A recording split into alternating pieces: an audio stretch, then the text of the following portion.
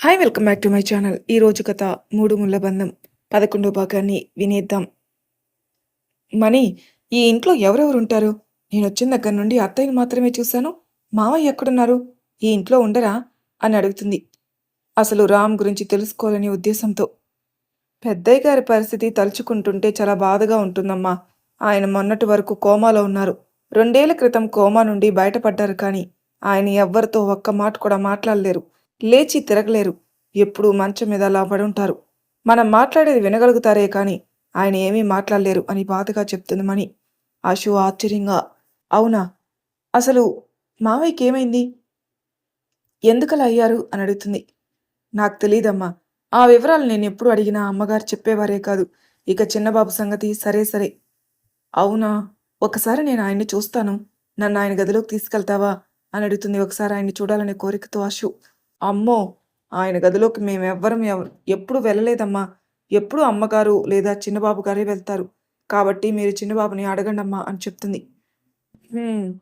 రామ్ దగ్గరుండి నన్ను తీసుకెళ్తే నాకీ కష్టాలన్నీ ఎందుకులే అని ఆశు మనసులో అనుకుని, సరేలే మణిగారు అని చెప్తుంది. ఆశు. మణి ఆశుకి తినిపించేసి మందులిచ్చి వెళ్ళిపోతుంది. ఆశు కాసేపు అలానే కూర్చొని స్నానం చేయడానికి వెళ్తుంది. స్నానం చేసి వచ్చేసరికి తన ఫోన్ మోగుతూ కనిపిస్తుంది. తీరా చూస్తే తన తండ్రి దగ్గర నుండి వస్తుంది ఫోన్ కాల్. ఇదేంటి? నాన్న ఇప్పుడు చేస్తున్నాడు? ఆల్రెడీ నిన్న మాట్లాడాను కదా అని అనుకుంటూ ఫోన్ లిఫ్ట్ చేస్తుంది. చెప్పండి నాన్న అంటుంది ఆశు. బుజ్జి, నువ్విప్పుడు ఎక్కడున్నావురా? ఆ రామ్‌తోనే ఉన్నావా? అని కంగారు పడుతూ అడుగుతాడు. అది విన్న ఆశు షాక్ అయిపోతుంది. నేనిక్కడున్నట్టు నాన్నకెలా తెలిసింది? అని మనసులో అనుకుంటూ, ఏంటి నాన్నా? ఏమంటున్నారు? అని కంగారుగా అడుగుతుంది. ఇవాళ రామ్ ఇక్కడికొచ్చాడు బుజ్జీ. నువ్వు తనతోనే ఉంటున్నావని చెప్పాడు. నిజమేనా? అని అడుగుతాడు మూర్తి. ఈ వార్త ఇంకా షాకింగ్‌గా ఉంటుంది తనకి. అసలు రామ్ అక్కడెందుకు వెళ్ళాడు? నాన్ననెందుకు కలిశాడు? నా విషయం ఎందుకు చెప్పాడు? అని మనసులో వేల ప్రశ్నలు మెదులుతూ ఉంటాయి. ఆ ఆలోచనలకి ఆనకట్ట వేస్తూ, అవును నాన్న. కానీ అసలేమైంది? రామ్ మిమ్మల్ని ఎందుకు కలిశాడు? అని అడుగుతుంది. అక్కడ జరిగిందంతా ఆశుతో చెప్తారు మూర్తి. అసలు వాడి ఉద్దేశం ఎంతో అర్థం కావడం లేదు బుజ్జి. మన జీవితాల్లోకి శనిలా దాపరించాడు.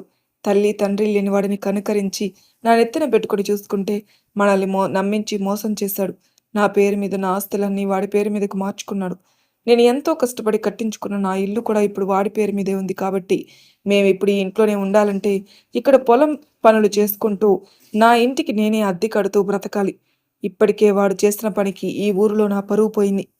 ఇప్పుడు ఇంకా నన్ను పురుగును చూసినట్టు చూస్తున్నారు. అంతా మా కర్మ అని ఏడుస్తూ, బాధపడుతూ చూస్తారు. మూర్తి గారు చెప్పిందంతా వింటున్న ఆశుకి ఫ్యూజులు ఎగిరిపోతాయి. అసలు రామ్ ఉద్దేశం ఏంటి? ఎందుకిలా మా ఫ్యామిలీని టార్గెట్ చేస్తాడు? ఇప్పుడు నాన్నని ఇంతలా ఎందుకు బాధ పెడుతున్నాడు? ఇప్పటి వరకు ఊరి ప్రెసిడెంట్‌గా తలెత్తుకుని బ్రతికాడు. ఇప్పుడు రామ్ వల్ల ఆ పదవి కూడా పోయింది అని ఆలోచనలో మునిగిపోయి మౌనంగా ఉండిపోతుంది. కాసేపటికి మూర్తిగారు తేరుకొని, బుజ్జీ, వాడు నిన్నిబ్బంది పెట్టడం లేదు కదా! నీ డెలివరీ అవ్వగానే బేబీని వాడు తీసేసుకుని నిన్నిక్కడికి పంపించేస్తానంటున్నాడు. వాడు నిజంగా అన్నంత పని చేసేలా ఉన్నాడురా అని చెప్తారు. అవును నాన్న. నాతో కూడా అదే మాట అన్నాడు. అంతేకాదు, రామ్ నువ్వనుకున్నట్లు అనాథ కాదు. తనకి తల్లి, తండ్రి ఉన్నారు. పైగా నేను హైదరాబాదులో పనిచేస్తున్న కంపెనీకి సీఈఓ ఎవరనుకున్నావు? ఆ రామే.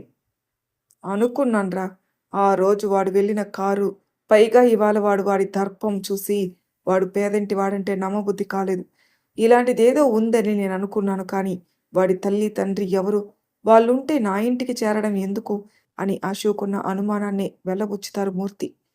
నా అనుమానం కూడా అదే నాన్న. కాకపోతే ఇదంతా ఏంటో తేల్చుకొనిదే నేను వదిలిపెట్టను. రామ్ ఎందుకిలా చేస్తున్నాడో నేను తెలుసుకొని తీరుతాను. పైగా డెలివరీ అయ్యాక నన్ను ఊరికి పంపించేయాలన్నది. నన్ను వదిలించుకోవాలని చాలా ఉబలాట పడుతున్నట్టున్నాడు. అది కూడా జరగనివ్వను. రామ్ ప్రవర్తనకి కారణం తెలిసేదాకా నేను ఊరుకోను. మంచిదిరా, కానీ జాగ్రత్త. వాడసలే జాదుగాడు. సరే నాన్న. మీరు కూడా జాగ్రత్తగా ఉండండి. అయితే ఇప్పుడు మీరు పొలం పనులు చేసుకోవాలా? అవును బుజ్జి. మాకు వేరే ఆప్షన్ లేదు కదా అన్నాడు మూర్తి. సరే నాన్న. ఊర్లో వాళ్ళ సహాయం తీసుకోండి. మీరొక్కరే ఎక్కువగా కష్టపడకండి నాన్న. ఈ వయసులో మీకు మంచిది కాదు. అలాగేరా. నువ్వు రోజు నాకు ఫోన్ చేస్తూ ఉండు. నువ్వు క్షేమంగా ఉన్నావని నాకు తెలిస్తే ఆ రోజు ఆనందంగా గడుస్తుంది నాకు. అలాగే నాన్న, తప్పకుండా అంది. సరే తల్లి ఉంటాను అని చెప్పి ఫోన్ పెట్టేస్తారు మూర్తి. ఆశు కోపంగా ఫోన్ని మంచం మీదకి విసిరి రామ్ ఎప్పుడెప్పుడు వస్తాడా అని ఎదురు చూస్తూ ఉంటుంది. సాయంత్రానికి యశోద గారు ఇంటికొస్తారు ఆఫీస్ నుండి. పక్కనే పని చేసుకుంటున్న మణిని పిలిచి, మణి, అమ్మాయి మధ్యాహ్నం భోజనం చేసిందా అని అడుగుతారు. తిన్నారమ్మా, నేనే తినిపించాను. మంచిది. జ్యూసు, స్నాక్సు ఇచ్చావా? ఇప్పుడిస్తానమ్మా. సరే, నేను ఆయన దగ్గరికెళ్తున్నాను. అమ్మాయిని అటువైపుకు రాకుండా చూసుకో అని చెప్పి ఆవిడ భర్త ఉన్న గదిలోకి వెళ్తారు. ఇక్కడ మణి ఫ్రూట్స్ తీసుకుని ఆశు గదిలోకెళ్తుంది. మంచానికి జారబడి ఏదో ఆలోచిస్తూ ఉంటుంది ఆశు. చిన్నమ్మా, ఈ పళ్ళు తీసుకోండి. సాయంత్రం మీరు తినాలి కదా అని ఫ్రూట్స్ బౌల్ ఆశుకిస్తుంది. థ్యాంక్స్ మణి. అవును, మిమ్మల్ని నేను పిన్ని అని పిలవచ్చా? ఇలా మణి గారు అని పేరు పెట్టి పిలుస్తుంటే నాకు బాగోలేదు. ఆ మాట విన్న మణికి చాలా ఆనందంగా అనిపిస్తుంది. మాయమ్మే, చక్కగా పిలువు తల్లి అని ఆశుకి మెటికలు విరుస్తుంది. ఆశు దానికి నవ్వుకొని, అత్తయ్య వచ్చారా అని అడుగుతుంది. ఇందాకే వచ్చారమ్మా. ఓ, మరి రామ్ వచ్చాడా?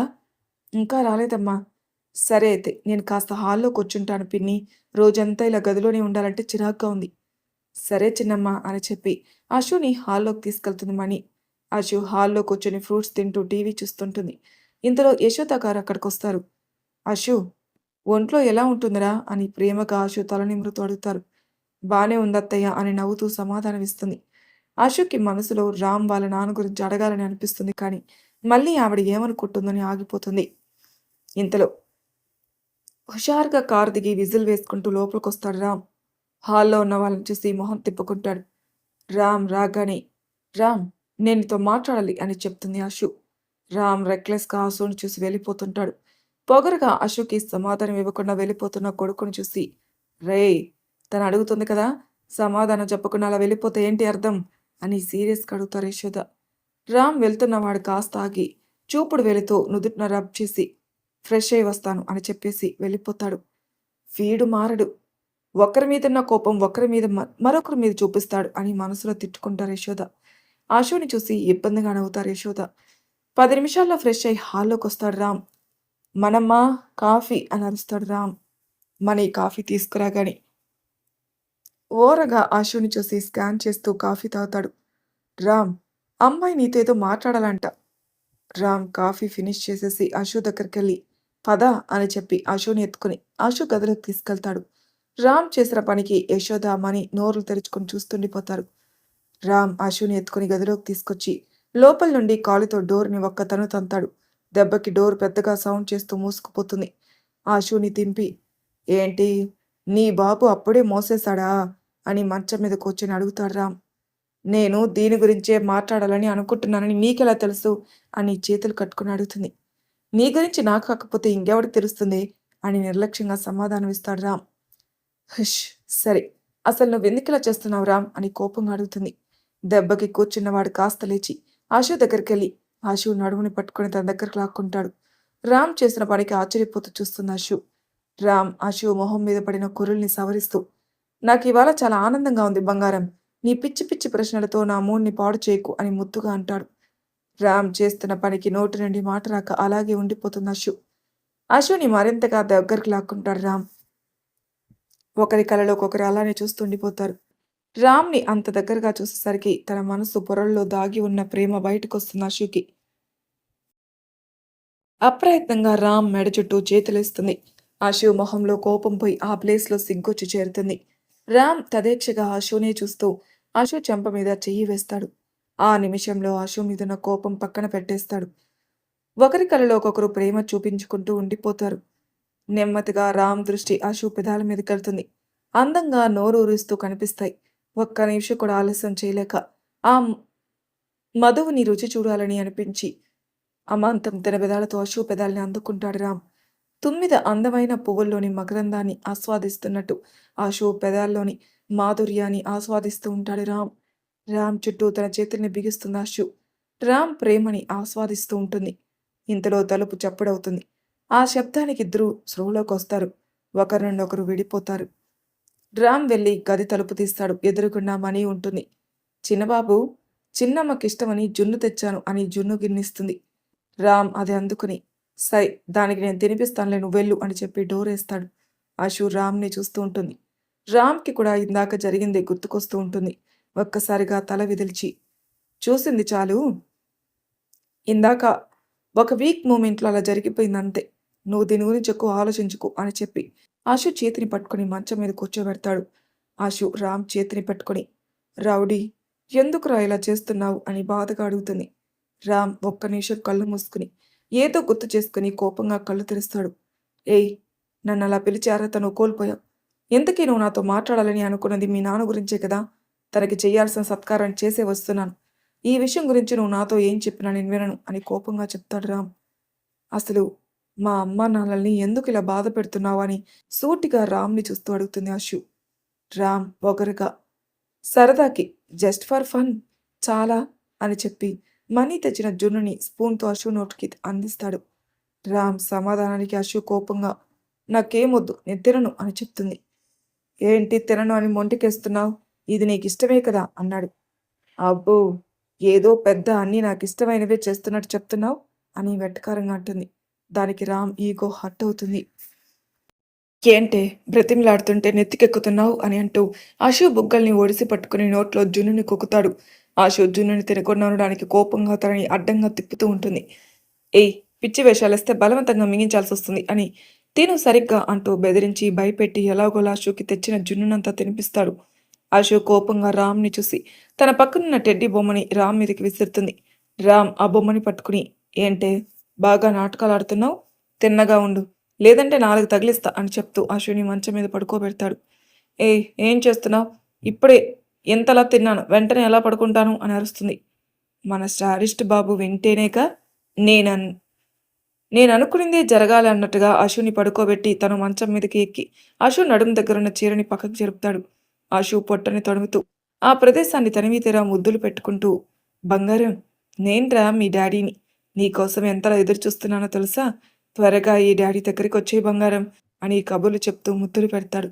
రామ్ చేసిన పనికి ఆశ్చర్యపోతూ రామ్ మీసాలు, పెదాలు తన నడుముని తగులుతుంటే బిగుసుకుపోయి అలానే ఉండిపోతుంది ఆషు. కాసేపు తన బేబీతో కబుర్లు చెప్పి, ఏయ్ మొద్దు, నీ బాబు గురించి ఎక్కువగా ఆలోచించి నా బేబీ ఆరోగ్యాన్ని పాడు చేయకు. అనవసరమైన ఆలోచనలు చేయకు. నేను చెయ్యాలనుకున్నది ఎలాగో చేయకుండా ఎవరు ఆపలేరు. కాబట్టి ఎక్కువగా ఆలోచించి మనసు పాడు చేసుకోకు అని కోపంగా చెప్పేసి మంచం దిగి షర్ట్ కాలర్‌ని వెనక్కి అనుకుంటూ ఆ గది నుండి వెళ్ళిపోతాడు రామ్. రామ్ వెళ్ళిపోగానే పడుకున్నది కాస్త లేచి కూర్చుని, వీడికి పిచ్చుంది. అప్పుడే రొమాన్సు, అంతలోని కోపం, కేరింగ్. ఇలా అన్ని యాంగిల్స్ ఒకేసారి చూపించి నన్ను చంపుతున్నాడు అని ఉసూరుమనుకుంటూ రామ్ ఎంతో ప్రేమగా పెట్టిన ముద్దుని తలుచుకుంటూ ఉంటుంది ఆషు. ఆషుకి జున్ను తినిపించి హాల్‌లో సోఫాలో కూర్చొని తలని వెనక్కి వాల్చుతాడు రామ్. ఇందుకే నేను నిన్ను వదిలేసి వచ్చింది. అమ్మకి చెప్తే అర్థం కాదు. నువ్వు నా కళ్ళ ముందు ఉంటే నన్ను నేను కంట్రోల్ చేసుకోలేను కానీ, నేను నిన్ను క్షమించలేను కూడా. ఎప్పటికీ క్షమించలేను. వదిన పడిన బాధ నీకు తెలియాలి. మనుషుల జీవితాలతో ఆడుకోవడం మీ తండ్రి కూతుర్లకి బాగా అలవాటైపోయింది. నీకు బాగా బుద్ధి చెప్పాలి. నిన్ను ప్రేమించి నేను చాలా పెద్ద తప్పు చేశాను రాక్షసి. దానికి నేను అనుభవిస్తున్నాను. నీ గురించి అమ్మకి తెలిస్తే అస్సలు తట్టుకోలేదు. నీ వల్ల అన్నయ్య, వదినలు చనిపోయారని తెలిస్తే అమ్మ పిచ్చిదైపోతుంది. ఇప్పటికే నాన్నకి జరిగిన దానికే ఇప్పటిదాకా నార్మల్ అవ్వలేదు. ఇక అన్నయ్య సంగతి తెలిస్తే ఏమైపోతుందేమో. మా జీవితాలతో ఆడుకున్న నీ బాబుని నిన్ను ఊరికే వదలను ఆషు, వదలను అని గట్టిగా పిడికిలి బిగిస్తాడు. ఇంతలో సడన్‌గా రామ్ వాళ్ళ నాన్న మహేంద్ర గారి గది నుండి కొన్ని అరుపులు వినిపిస్తాయి. ఆ అరుపులు విని ఆషు రూమ్ నుండి బయటకొస్తుంది. రామ్ కంగారుగా వాళ్ళ నాన్నగారి గదిలోకెళ్తాడు. ఇంట్లో ఉన్న మణి, శాంబయ్య కూడా లోపలికి హాల్లోకొస్తారు. రామ్ అక్కడికెళ్ళేసరికి యశోద గారు, మహేంద్ర గారు భుజాన్ని పట్టుకొనుంటారు. రామ్ కంగారుగా, అమ్మా! ఏమైంది? ఎందుకలా అరిచావు? నాన్న, నాన్నకి బానే ఉంది కదా అని అడుగుతాడు. రేయ్ రామ్! మీ నాన్న కదిలార్రా. నేనాయనతో మాట్లాడుతుంటే ఆయన కళ్ళు తెరిచి పక్కన టేబుల్ మీదున్న గ్లాసుని తీసుకోవడానికి ప్రయత్నించారు కానీ, ఆయన బాడీ పూర్తిగా సాహసించకపోయేసరికి పడిపోబోయారు. నేనిక్కడే ఉండడం వల్ల ఆయన్ని వెంటనే పట్టుకున్నాను. ఆయనలో కదలిక కనిపించింది రామ్ అని సంతోషంగా రామ్‌ని చూసి చెప్తారు యశోద. రామ్ సంతోషంగా యశోద గారి దగ్గరికెళ్ళి మహేంద్ర గారిని పట్టుకుని మంచం మీద సరిగ్గా పడుకోబెట్టి, అమ్మా! నేను డాక్టర్ గారిని పిలుస్తాను. నువ్వు కాస్త నాన్నను చూసుకో అని చెప్పి పరుగున హాల్లోకొస్తాడు. గది నుండి అరుపులు వినిపించేసరికి ఆషు, మణి, సాంబయ్య హాల్లోకొస్తారు. ఆషు కంగారుగా, పిన్ని ఏంటి అరుపులు? ఏదో గదిలో నుండి వస్తున్నట్టున్నాయి అని అడుగుతుంది మణిని. అవునమ్మా! అవి పెద్దయ్య గారి గది నుండి వస్తున్నాయి. చిన్న బాబు వెళ్ళినట్టున్నారు అని చెప్తుంది. అయ్యో! మరి ఆ అరుపులేంటి? పద అక్కడికెళ్దాం అని మనీ చేతిని పట్టుకొని అడుగుతుంది ఆషు. అమ్మో! వద్దమ్మా! చిన్నబాబు గారికి తెలిస్తే చంపేస్తారు. బాబు ఎళ్లారు కదా! మనం ఇక్కడే ఉండడం మంచిదమ్మా అని కాస్త భయంగా చెప్తుంది. ఎందుకంటే ఇదివరకు ఆ రూమ్‌కి వెళ్లి ఒకసారి రామ్‌తో తిట్టించుకోవడం జరిగింది కాబట్టి. అలా ఎలా వదిలేస్తాం పిన్ని? అసలక్కడ ఏం జరిగిందో ఏమో! బాబాయ్ మీరైనా వెళ్లి చూడండి అని సాంబయ్యని చూస్తూ కాస్త అసహనంగా అడుగుతుంది. ఇక్కడ ఇలా డిస్కషన్ జరుగుతుండగా ఇంతలో రామ్ అక్కడికొస్తాడు. ఆశుని అక్కడ చూసి కోపంగా "ఏయ్! నువ్వేంటిక్కడ?" అని అరుస్తాడు రామ్. ఏవో అరుపులు వినిపించేసరికి ఇక్కడికొచ్చాను. ఏమైంది రామ్? అసలు ఆ అరుపులేంటి? అని అడుగుతుంది. రామ్ కోపంగా ఆశు చేతిని పట్టుకొని తన గదిలోకి లాక్కెళ్తాడు. నేను చెప్పే వరకు ఈ గది నుండి బయటకొచ్చావంటే కాళ్ళు ఇరగ్గొడతాను. నోరు మూసుకొని సైలెంట్‌గా ఇక్కడే ఉండు అని చెప్పి ఆశు గది తలుపు బలంగా వేసేస్తాడు. అబ్బా! ఈడియట్! అసలు ఈ రౌడీ ప్రాబ్లమ్ ఏంటి? ఎందుకిలా చేస్తున్నాడు? నేనెందుకు మావయ్యని చూడకూడదు? చూస్తే ఏమవుతుంది? ఇప్పుడు బయటికెళ్తే రాక్షసుడిలా మీద అరుస్తాడేమో! ఎలాగైనా ఒకసారి మావయ్యని చూడాలనుకుని మహేంద్ర గారిని ఎలా చూడాలా అని ప్లాన్లు వేస్తుంది. మరి తర్వాయి భాగంలో ఏం జరుగుతుంది నెక్స్ట్ ఎపిసోడ్‌లో తెలుసుకుందాం. అంతవరకు నా ఛానల్ సబ్స్క్రైబ్ చేయని వాళ్ళు ప్లీజ్ సబ్స్క్రైబ్ చేసుకోండి. లైక్ చేసి షేర్ చేయండి. మీ అభిప్రాయాలు నాకు కామెంట్ రూపంలో తెలియజేయండి. Thank you for listening.